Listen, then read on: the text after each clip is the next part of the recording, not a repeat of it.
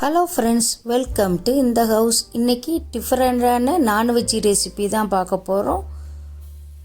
இந்த ரெசிபியை குழந்தைகள் முதல் பெரியவங்க வர நல்லா விரும்பி சாப்பிடுவாங்கங்க. செய்கிறது ஈஸி, டேஸ்ட்டும் டிஃப்ரெண்ட்டாக இருக்கும். அது என்ன ரெசிபின்னு தான் யோசிக்கிறீங்களா? அதுதாங்க மூளை முட்டை ஃப்ரைங்க. இது ஹோட்டலில் கூட கிடைக்காதுங்க, டிஃப்ரெண்ட்டாக இருக்கும். ட்ரை பண்ணி பார்க்கலாம். வாங்க ரெசிபிக்குள்ளே போகலாம். இதுக்கு ஒரு ஆட்டு மூளை தான் எடுத்திருக்கேன். அந்த மூளையை க்ளீன் பண்ணுவோம். அதுக்கு மேலே தோல் கணக்காக இருக்குங்க. அதை நம்ம உரித்து எடுக்கணும். இது ரொம்ப ஈஸி தான். ரேஸாக நம்ம தோலை பிரித்து இழுத்தோம்னா மேலே அப்படி தோல் தனியாக வந்துருங்க. அது ஆட்டோட நரம்பு மண்டலங்க. அது மூளையில் உள்ள நரம்பு மண்டலம். அது நம்ம இருந்துச்சுன்னா ஒரு வாடை அடிக்குங்க. அதை க்ளீன் பண்ணிட்டோம்னா தான் அது சாஃப்டாக நல்லா டேஸ்ட்டாக இருக்கும். மூளை க்ளீன் பண்ணலைன்னா அது ஒரு மாதிரி தோல் கணக்காக பிரிஞ்சு வந்துக்கிட்டு இருக்கும். அதனால் நல்லா தோலெல்லாம் எடுத்து க்ளீன் பண்ணணும். ஆட்டு மூளை ரொம்ப டேஸ்ட்டாக இருக்குங்க. அது ஃப்ரைனா ரொம்ப கேட்கவே வேண்டாம், ரொம்ப நல்லாயிருக்கும். நீங்கள் இது வரைக்கும் ட்ரை பண்ணி பார்த்துருக்கீங்களான்னு தெரியல. ஆனால் அதோட முட்டையும் சேர்த்தோன்னு வச்சுக்கோங்க, முட்டையும் மூளையும் ரொம்ப டேஸ்ட்டாக இருக்கும்.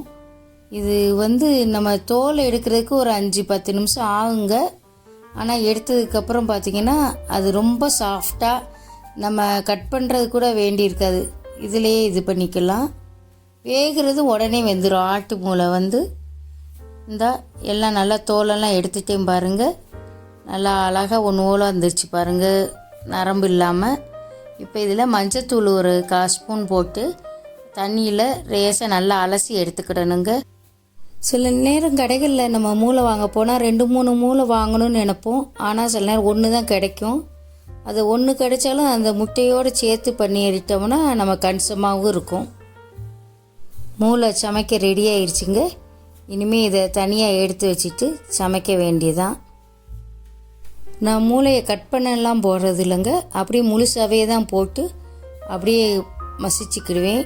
இப்போ ஒரு பேனில் ஒரு 3 ஸ்பூன் எண்ணெயை ஊற்றி, ஒரு எண்ணெய் காஞ்சதும் சீரகம் ஒரு 1/2 ஸ்பூன் போடணுங்க.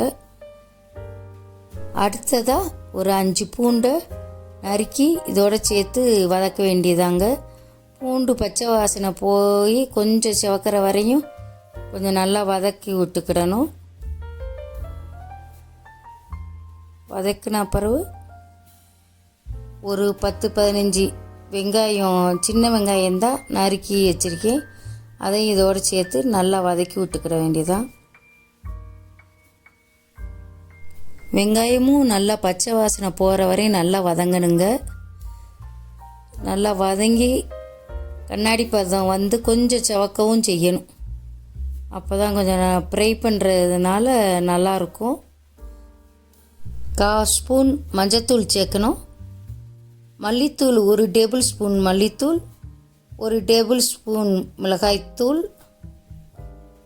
1/2 டீஸ்பூன் சீரகத்தூள் சேர்த்துக்கிடணும். இப்போ இவ்வளோதாங்க மசாலா. இதுக்கு நம்ம இதையும் நல்லா பச்சை வாசனை போகிற வரை வதக்கிக்கிடணும்.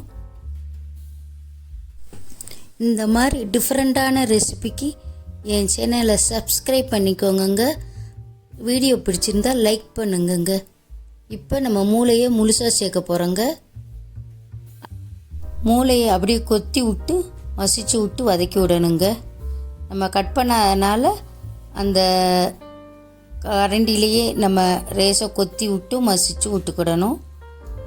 அப்படியே தீயை கொஞ்சம் குறைச்சி வச்சுக்கிடணுங்க. அப்படியே அப்போ தான் அது மெதுவாக வேகும். இப்படியே ஒரு 2 நிமிஷம் வதக்கணும். வதக்கிட்டு நம்ம ஒரு 5 நிமிஷம் இந்த எண்ணெயிலேயே வேகிறதுக்காக மூடி வச்சு வேக வைக்க போகிறோம். மூளை 5 நிமிஷத்துலேயே உடனே வெந்துருங்க. இப்போ இதுக்கு தேவையான உப்பை சேர்க்கணும். சேர்த்து மிக்ஸ் பண்ணி விட்டுக்கோங்க. மிக்ஸ் பண்ணி விட்டுட்டு அடுத்தது நம்ம முட்டையை சேர்க்க வேண்டியதான். முட்டையை உடச்சி ஊற்றிட வேண்டியதான். இது ஒரு மூளைக்கு 2 முட்டை கூட சேர்க்கலாங்க. முட்டை பிடிக்குங்கிறவங்க 2 முட்டையாக சேர்த்துக்கலாம். நான் ஒரு முட்டை தான் சேர்க்குறேன். இதையும் நல்லா மிக்ஸ் பண்ணி விட்டுக்கிடணும். இதை இப்போ 2 நிமிஷம் மூடி வைக்க வேண்டியதான். எல்லாம் மிக்ஸ் ஆகி டேஸ்ட் ஒன்று போல் வந்துடுங்க. இப்போ மூளை முட்டை ஃப்ரை ரெடி ஆயிடுச்சு. பாருங்கள் எவ்வளோ நல்லாயிருக்கு, டேஸ்ட்டாக இருக்குங்க. செஞ்சு பார்த்து எப்படி இருக்குன்னு சொல்லுங்கள்.